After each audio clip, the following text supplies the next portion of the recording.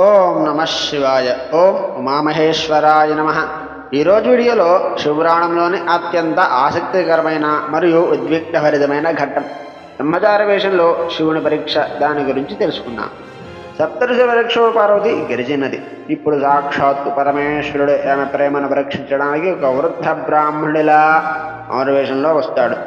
ఆ వచ్చిన బ్రహ్మచారి పార్వతితో మాట్లాడుతూ శివుడిని ఎంత దారుణంగా వర్ణించాడు. ఓ పార్వతి, ఆ శివుడికి 3 కళ్ళు 5 తలలు, మెడలో పాములు, ఒంటి నిండా బుడిద.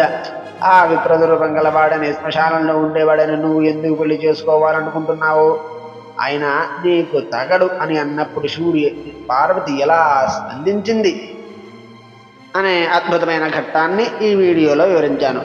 తెలుసుకుందామా మరి? ఇప్పటి వరకు చూసిన ప్రతి ఒక్కరికి ధన్యవాదాలు.